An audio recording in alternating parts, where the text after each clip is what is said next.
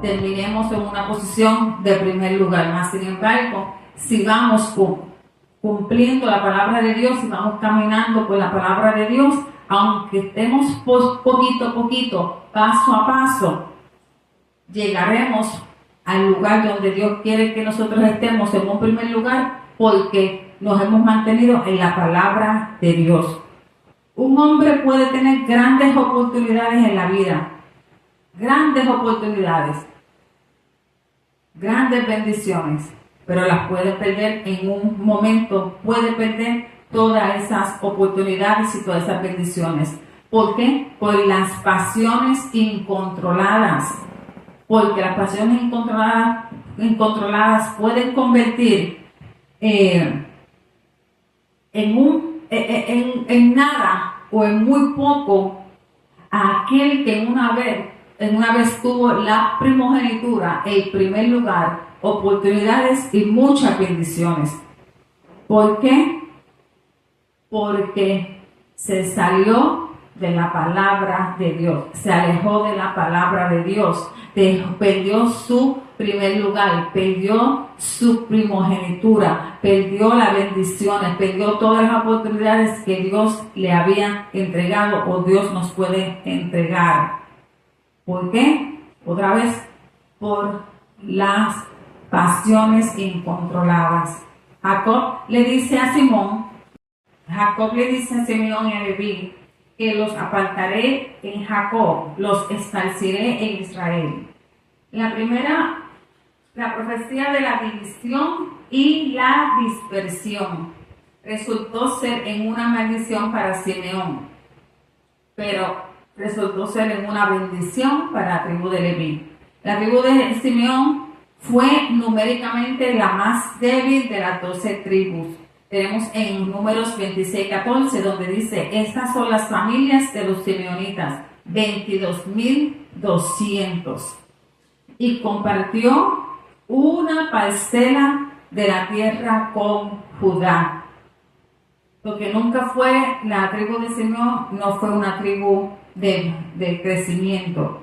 Tenemos también en Josué 19:1, donde dice: la segunda suerte tocó a Simeón para la tribu de los hijos de Simeón, conforme a sus familias, y su heredad fue en medio de la heredad de los hijos de Judá.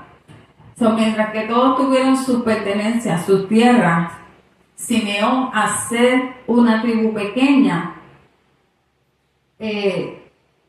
lo que hizo fue heredar en medio de otra tribu, en la medio de la tribu de los de Judá. 1:23 dice: los contados de la tribu de Simeón fueron 59,300. O si vamos arriba, decía 22,000 cuando salieron después durante el tiempo de peregrinación. Durante este tiempo en el desierto fue la tribu más grande. Y lo vemos en Números 1:23, que primero salieron 22,000.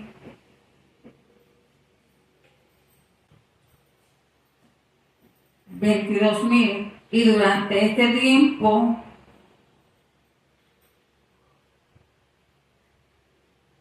llegaron a 59,300, pero unos 35 años más tarde, en el segundo censo del desierto de Israel, 63% de la tribu murió y se convirtió en la tribu más pequeña. Vuelvo a corregir esto. Cuando estaban en Egipto, que salieron de Egipto, habían 22,000 en la tribu, 22,200 de la tribu de Simeón. Durante el tiempo de peregrinación en el desierto llegaron a 59,300. Era la tercera tribu más grande. Pero luego desciende a un 63%. Esto sucede en 35 años. En 35 años se convirtió en la tribu más pequeña en el desierto. En Números 26:14, estas son las familias de los simeonitas, 22.200. Eso es cuando salieron. Yo los apartaré en Jacob y los esparciré en Israel, como mencioné al principio.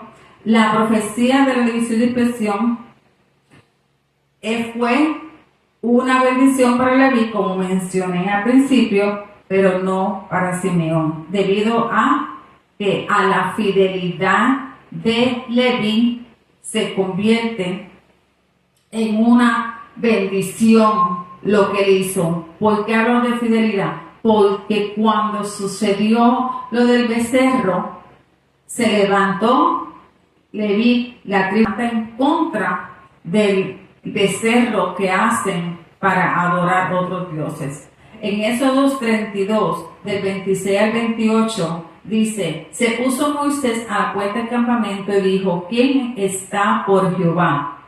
Júntese conmigo.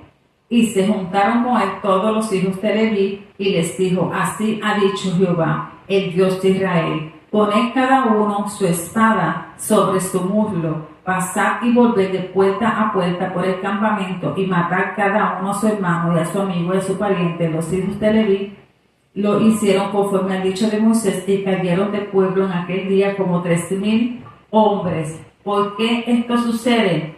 Que los levitas mataron alrededor de 3,000 hombres por la adoración a otros dioses, porque Moisés se levanta y le dice, pregunta: ¿quiénes se van a unir a mí? ¿Quiénes se unen a mí? Y esto es lo que el Señor dijo: porque adoraron otros dioses, levantando ese becerro de oro. Usaron el oro que sacaron de Egipto para fabricar ese becerro de oro. Fueron dispersados de diferentes maneras Simeón y Leví. En Josué 13:33 dice: mas a la tribu de Leví no dio Moisés heredad. Jehová, Dios de Israel, es la heredad de ellos, como él les había dicho. ¿Qué le costó esto a los levitas? Este acto de esta bendición, que ellos recibieran la bendición de ellos permanecer trabajando para Dios en el templo, cuando estaban en el desierto, que levantaban la campaña, que levantaban la casa para Dios. Ahí ellos estuvieron trabajando para Dios en todo tiempo. Esa fue la heredad que ellos recibieron de parte de Dios. Así pues, tanto Simeón como Leví fueron dispersados de esa manera. Uno recibió la bendición de vivir trabajando para el Señor como levitas, que son los levitas que conocemos, funcionarios, trabajadores, servidores en el templo, y otros son los de Simeón, que fueron dispersados, se fueron acortando la tribu. Entonces dice: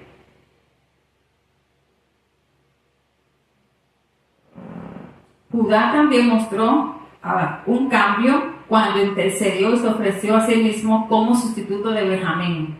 Ya mencionamos a Rubén, mencionamos a Simeón, mencionamos a Leví, ahora mencionamos a Judá, donde la profecía de Judá fue más grande, porque mencioné al principio que hablaba y declaraba la venida del Mesías.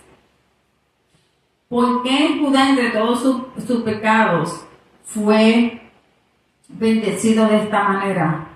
En él hubo un cambio drástico, hubo un cambio grande, notable, cuando él intercede por la vida de Benjamín. Eso lo vemos en Génesis 44, 18 al 34, cuando estábamos al comienzo, que él intercede por él. Entonces dice, entonces Judá se acercó a José en aquel momento y le dice: ay, Señor mío, te ruego que permitas que hable tu siervo una palabra a oídos de mi Señor, y no se encienda tu enojo con enojo contra tu siervo, pues tú eres como Faraón. Esto es cuando él estaba hablando con José, que le estaba contando lo que sucedió, que él le dijo a su padre que él iba a regresar a casa con Benjamín, que se ponía él por la vida de Benjamín, se puso él al frente, él dándose como garantía. Entonces esto delante de los ojos de Dios fue de bendición.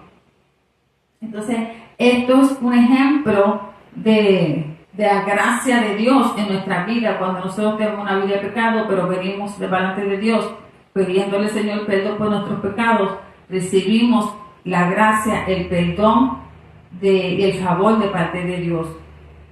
En una manera poderosa, esta profecía sobre Judá es una descripción del mayor descendiente de la tribu de Judá, que sería Jesucristo. El patriarca moribundo, aquel que estaba Jacob, aquel que estaba hablando a su propio hijo de esas profecías poéticas que le estaba dando a cada uno de ellos, tenía un significado bien importante en la vida venidera de la nación y del Mesías.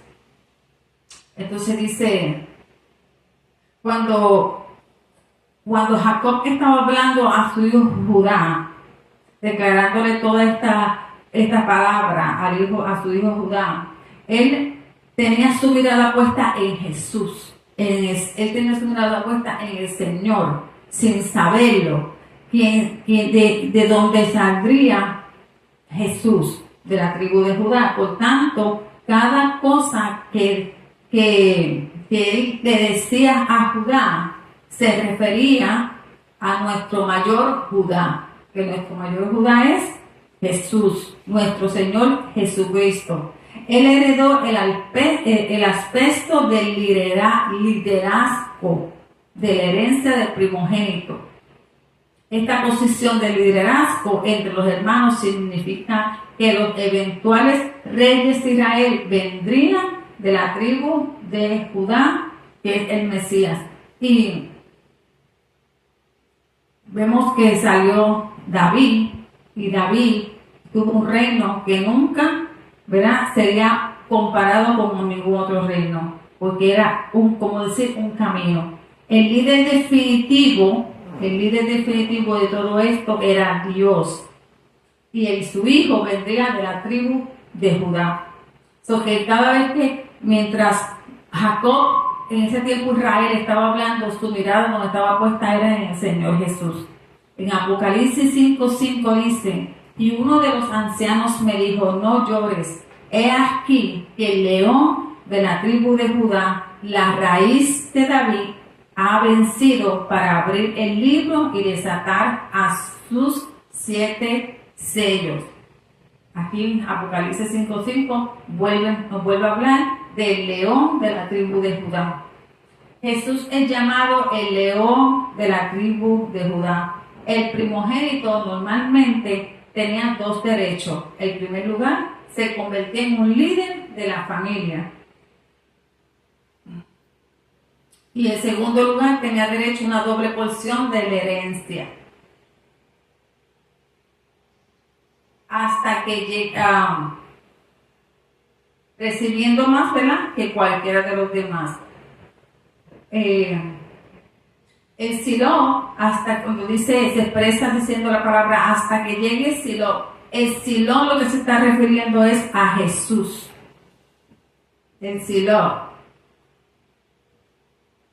a que se refiere en la llegada de Jesús. Y significa el hombre cuyo derecho es. El hombre cuyo derecho es. Es lo que significa Silo, pero se está refiriendo a Jesús. Cuando se escucha esto, esta palabra de que se está hablando es de Jesús, del Mesías, se refería al Mesías. La profecía del liderazgo tardó unos 640 años en cumplirse. En parte, 640 años en cumplirse parte de la profecía. Con el reinado de David, primero de los reyes de la dinastía de Judá. Y tardó unos 1600 años en cumplirse completamente con Jesús. 640 para cumplirse la mitad y 1600 para cumplirse completamente.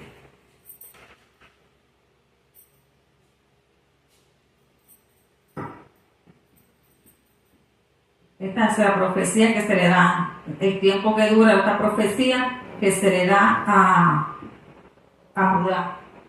Cuando dice que Israel mantendría el cedro hasta que viniera Silo, esto lo que quiere decir que mantendrían esta posición de reinado en David hasta que, incluyendo también, ¿verdad? Incluso en el cautiverio de Daniel, hasta que viniera el Mesías.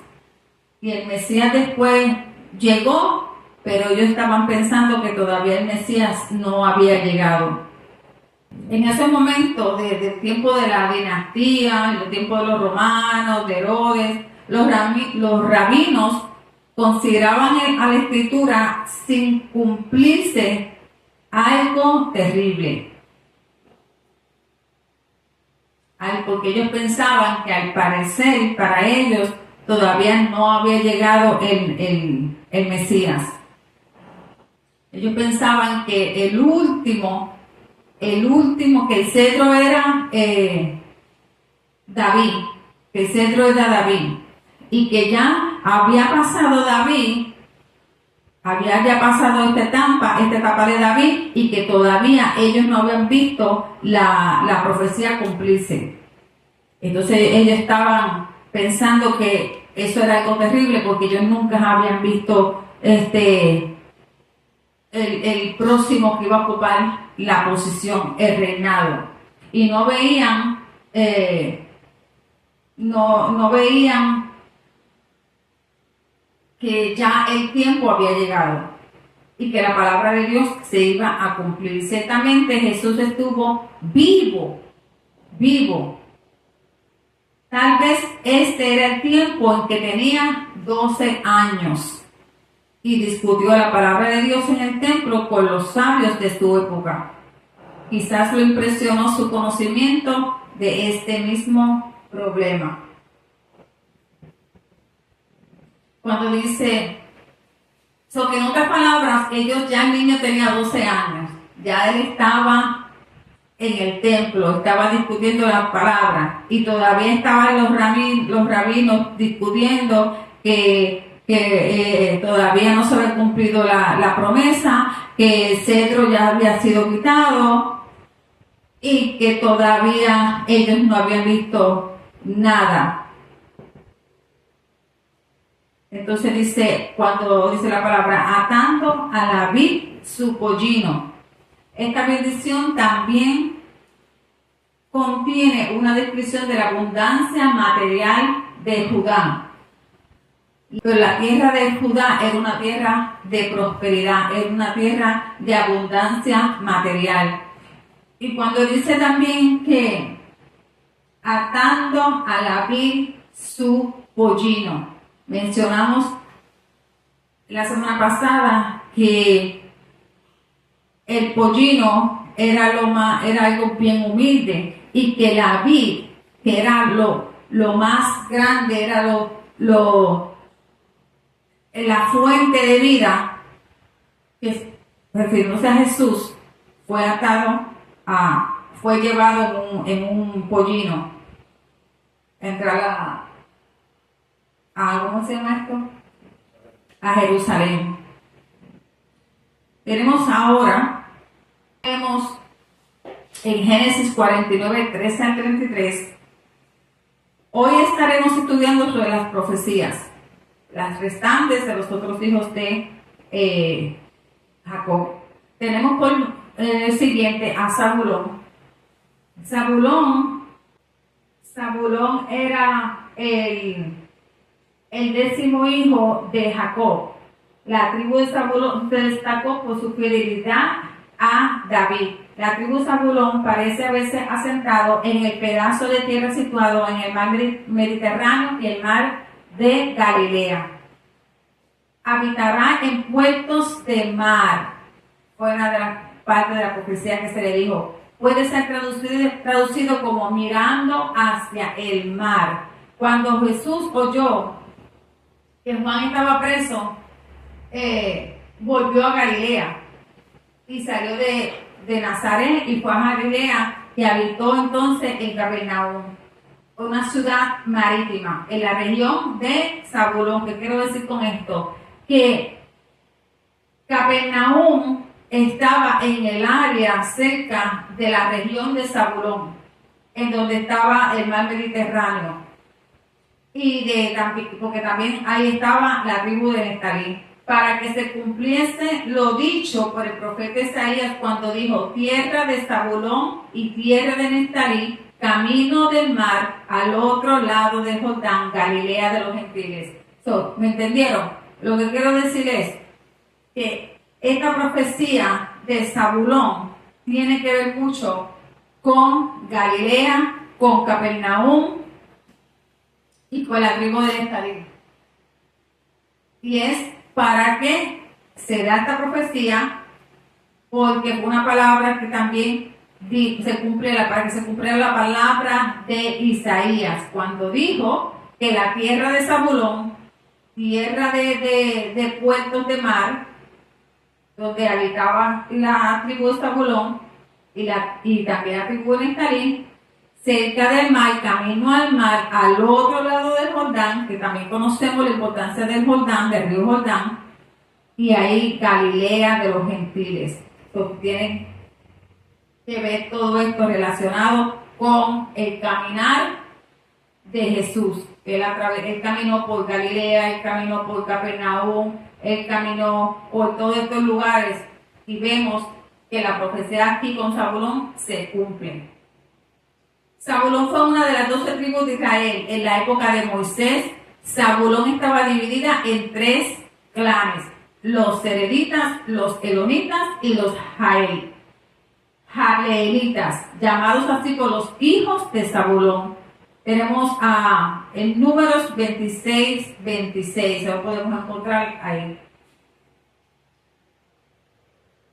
El 10º hijo de Jacob, Zabulón, cambia el orden, fue el menor de los 6 hijos que tuvo con Lea. Cuando Zabulón nació, Lea dijo: Dios me ha dado una buena bendición, un buen dote, una buena parte. Ahora morará conmigo mi marido, porque le ha dado a luz a 6 hijos. Ella pensaba que como ya le había dado a luz 6 hijos a su esposo Jacob, iba a tener a su esposo a su favor.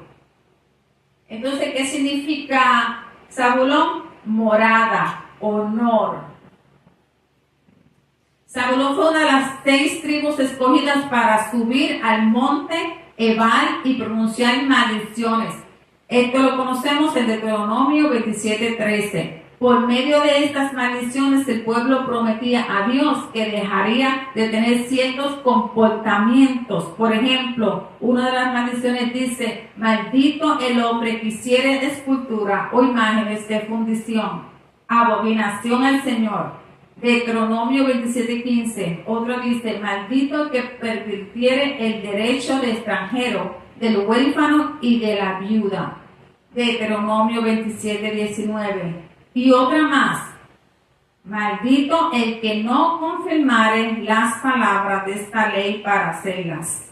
Deuteronomio 27:26. Zabulón ayudó a pronunciar 12 advertencias de este tipo.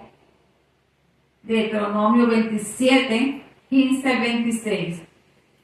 Ahí sigue pronunciando más maldiciones sobre todos aquellos los que se levantaban en contra de Dios, adorando a otros ídolos, otros dioses.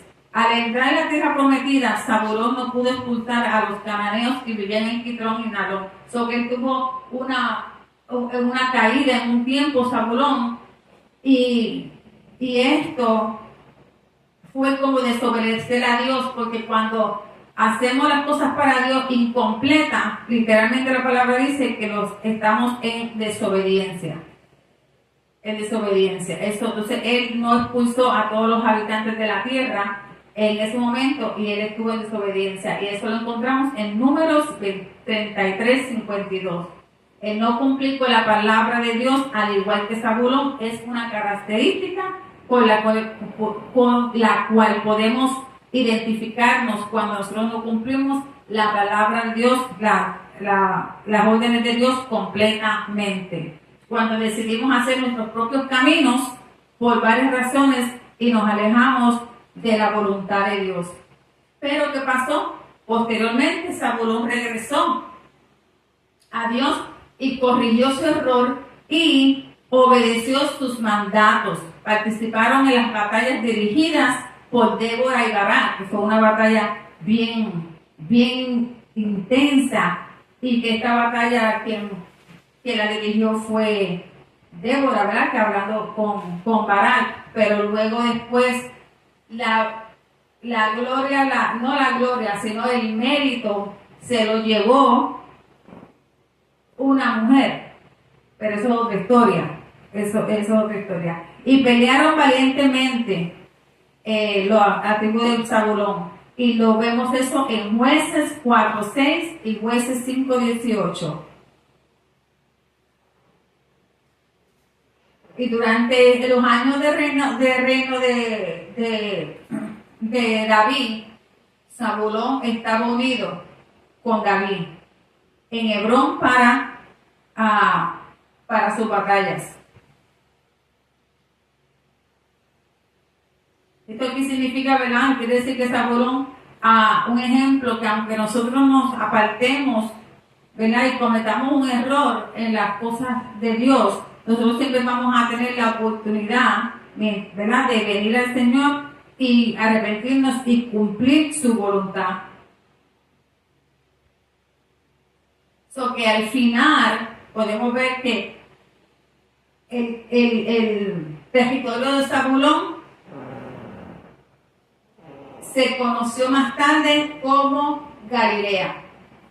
Esto es un detallito bien importante. El territorio de Zabulón se encontraba en lo que más tarde se conoció como Galilea, en el norte de Israel. La bendición de Moisés sobre la tribu fue que prosperarían en sus negocios en el extranjero con las naciones gentiles.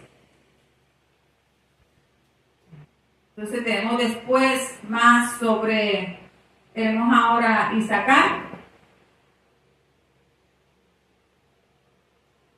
una gran tribu, tercero en tamaño de acuerdo a las cifras del censo de Números 26. Y sirvió como un esclavo. Dice, debido a su tamaño y abundancia, a menudo eran objetos de opresión por ejércitos extranjeros que los ponían bajo servidumbre sirviendo como esclavos. Parece ser que el significado de Isaacar era fuerte, pero dócil y perezoso. Disfrutó de la buena tierra que se le asignó, pero no se esfuerza por ello. Por lo tanto, a la larga iba a ser presionado a la servidumbre. Cada uno de los dos hijos de Israel, Jacob, recibió una bendición de su padre poco antes de que éste muriera. Y la bendición para Isaacar dice que Isaacar es un asno fuerte, asno de huesos, echado entre los apriscos, al ver que el lugar de reposo era bueno y que la tierra era agradable.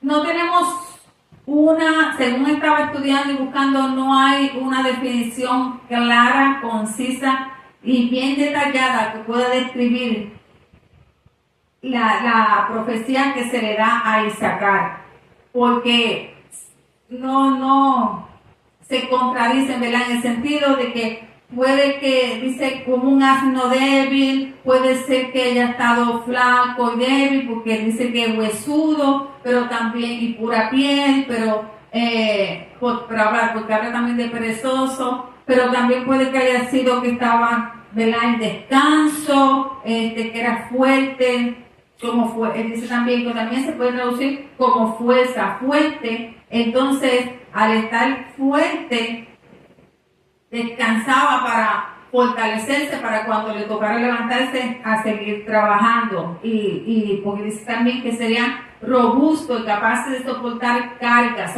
Que hay dos partes en esta profecía, hay dos partes, y no, al final no dieron una definición o una interpretación más clara sobre la profecía de Isaacar.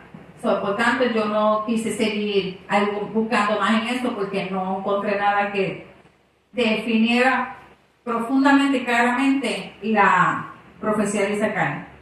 Pero al final, uno de los comentaristas mencionó que podría ser que la segunda parte de la profecía podría ser una indicación de que los descendientes de Isaacar serían agricultores. Eso fue una de las de los últimos comentarios que leí. Que serían siervos de la tierra, haciendo trabajos forzados. Aunque nada en la escritura, ¿verdad?, indica claramente lo de la tribu de Isaacar, que haya sido obligado a trabajar forzadamente en la tierra. Entonces tenemos también ahora la tribu de Dan, que dice: la tribu de Dan buscará a su pueblo. Ellos proporcionaron uno de los más destacados jueces, y este juez fue Sansón. Jueces 13:2, que dice: y había un hombre de Sara, de la tribu de Dan, el cual se llamaba Manoa, y su mujer era estéril, y nunca habían tenido hijos. O sea, están después hablando de Sansón, porque luego tuvo a ese hijo. Será Dan serpiente junto al camino, pero Dan era una tribu bien problemática. Ellos introdujeron la idolatría en Israel.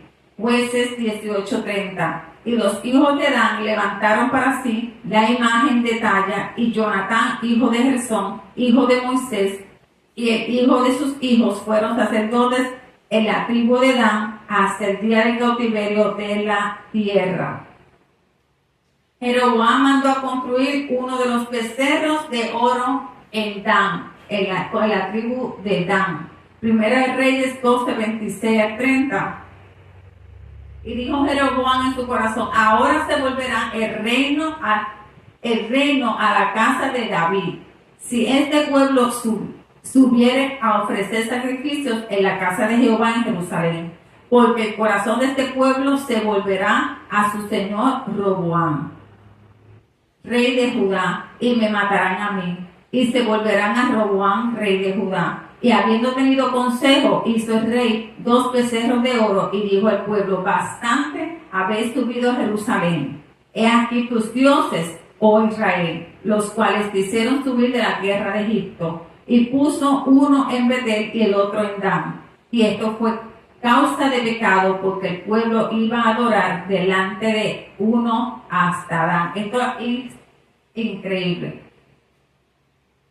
Cómo esta tribu se va a adorar otros dioses y se dejaron llevar hasta que dejaron de subir a Jerusalén y se quedaron adorando a este becerro que este rey mandó a preparar. ¿Qué quiere decir esto? Que posteriormente ya, al final, ¿qué pasa con Dan? Se convierte en un centro de adoración a los ídolos en Israel. Tenemos en Amós 8:14, los que juran por el pecado de Samaria y dicen, por tu Dios, oh Dan, y por el camino de Beerseba, caerán y nunca más se levantarán. La frase que dice, la serpiente junto al camino, se refiere a la idea de que el anticristo viene de la tribu de Dan.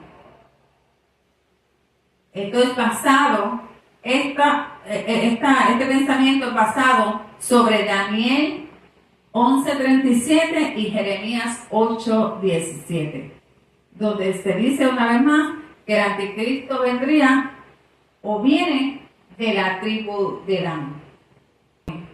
Tenemos en Apocalipsis 7:5-8 que dice, de la tribu de Judá 12,000 sellados, de la tribu de Rubén 12,000 sellados, de la tribu de Gad 12,000 sellados, de la tribu de Aser 12,000 sellados, de la tribu de Neftalí 12,000 sellados, de la tribu de Manasés 12,000 sellados, de la tribu de Simeón 12,000 sellados, de la tribu de Leví 12,000 sellados, de la tribu de Isaacar 12,000 sellados, de la tribu de Zabulón 12,000 sellados, de la tribu de José 12,000 sellados, de la tribu de Benjamín 12,000 sellados. Y aquí podemos confirmar en Apocalipsis del 7:5-8 que la tribu de Dan no está contada entre los 144,000.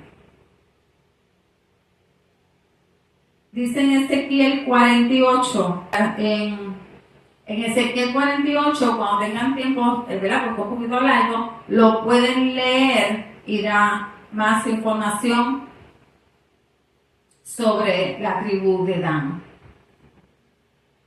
y sobre las otras tribus también.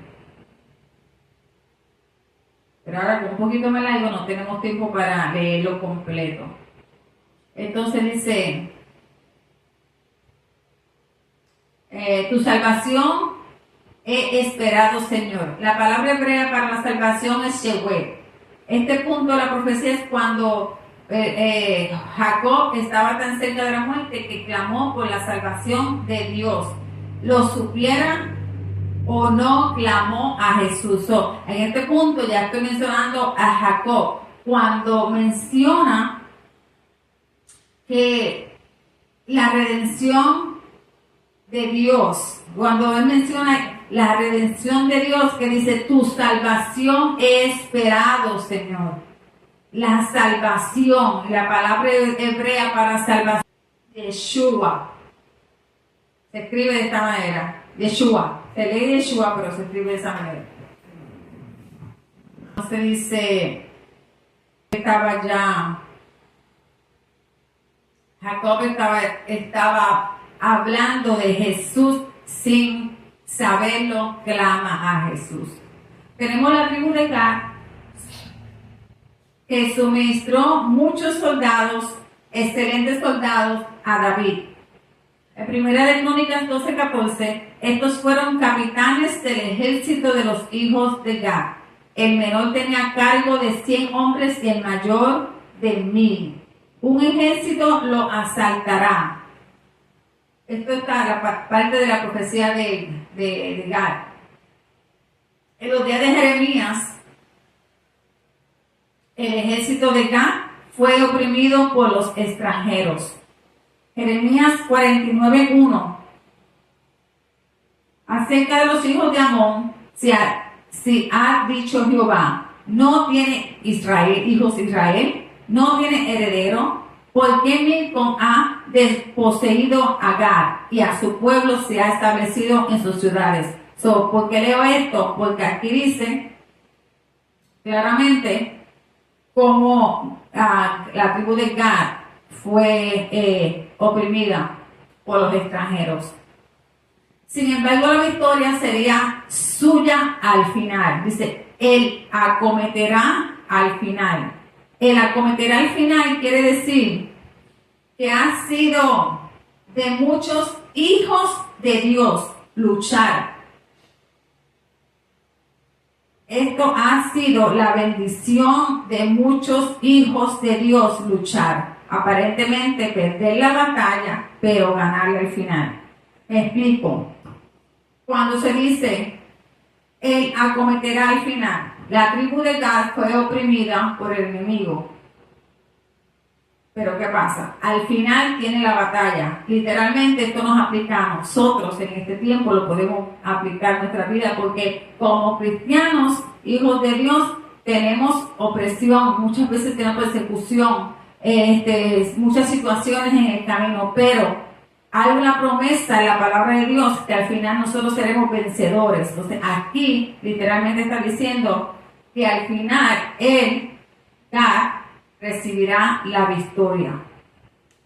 Aunque aparentemos que estamos perdiendo la batalla, no la estamos perdiendo, porque al final la batalla nosotros la ganaremos.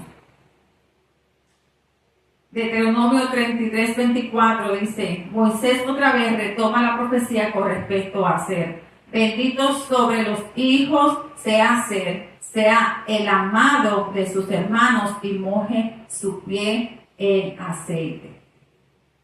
Cuando habla aquí de la parte de la profecía que dice, el pan de Aser será sustancioso. Ya un poquito más, ya estamos terminando.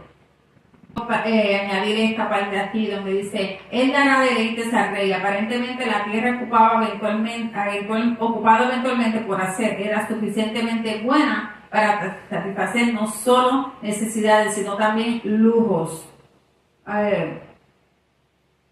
Cuando esta parte la leí al principio, cuando Jesús regresa a Nazaret. Sale de Nazaret y va a Capernaum y allí se quedaba en Capernaum. Porque allí ¿cómo se dice? En Capernaum en una ciudad marítima, o sea que había mucho movimiento, había mucho negocio, ¿cómo que le dicen? Mucho mercado. Entonces dice, una rama fructífera junto a una fuente. Habla de estar bien sustentado y provisto en su profunda y real relación con Dios. El punto principal en el carácter de José era que tenía una clara y constante relación con Dios. Aquí ya, cuando menciono esto, me refiero a José. ¿Por qué? Porque al final está hablando Jacob sobre una rama fructífera junto a una fuente y literalmente se está refiriendo a José. Porque José fue una rama fructífera porque no importa las condiciones que estuviera viviendo, prosperaba en todo lo que hacía. Pero, ¿por qué prosperaba? Porque permanecía junto a la fuente. ¿Cuál era la fuente? Permanecía con profunda relación con Dios. Permanecía junto con Dios. Él tenía una clara y constante relación con Dios y por lo tanto Dios lo bendijo grandemente. Vivió para Dios y era siervo de Dios en todo tiempo. Aunque tuviera la posición que tuviera, él nunca se apartó de Dios. Era esa rama fructífera. Entonces él era unos brazos. Él se fortalecía en el Altísimo, se fortalecía en Dios.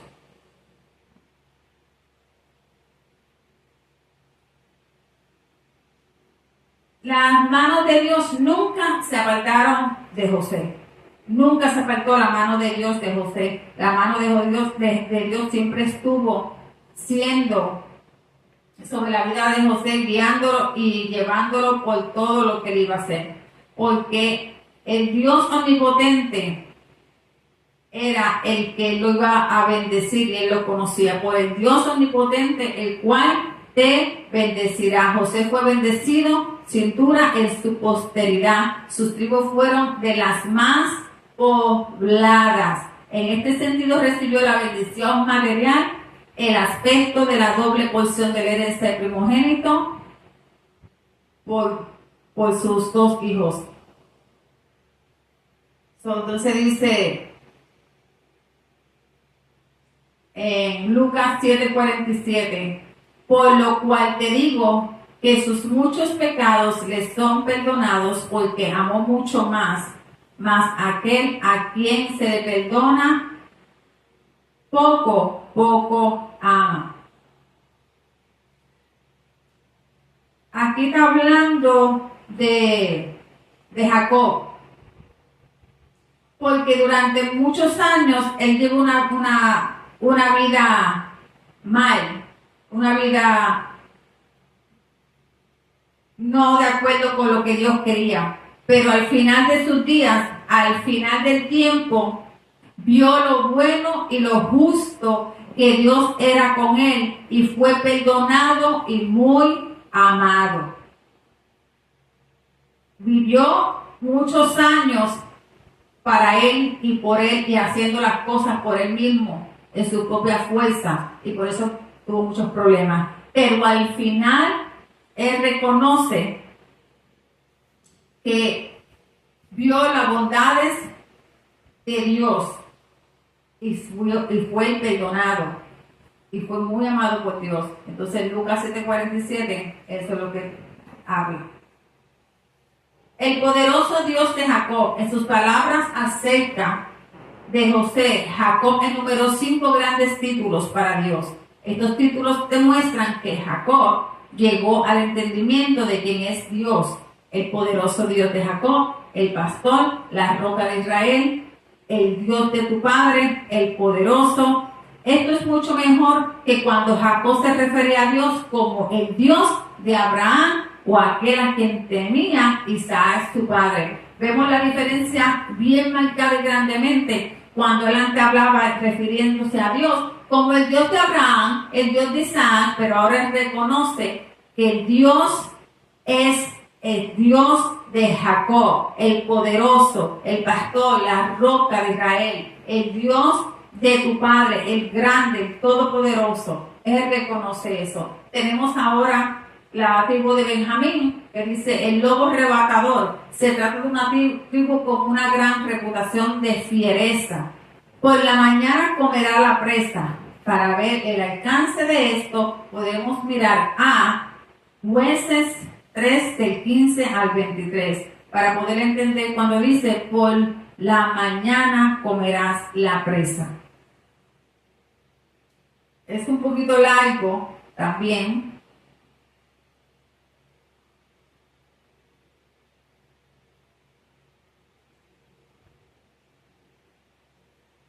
Pero los invito a que lo lean en su casa para que puedan entender esta parte que las explica en Jueces 3, 15 al 23, cuando habla por la mañana comerá la presa sobre Benjamín.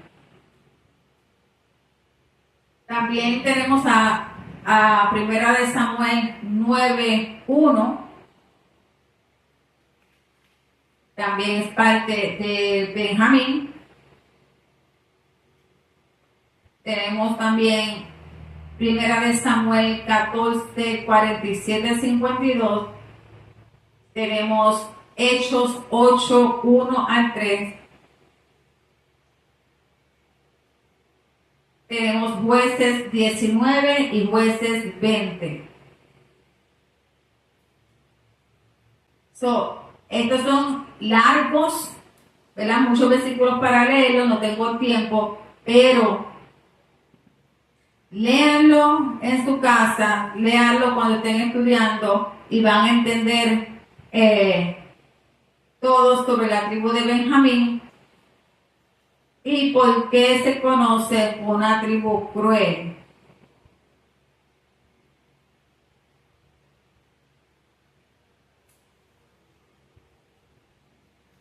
Y donde más claro lo van a poder ver es en Jueces 19 y Jueces 20.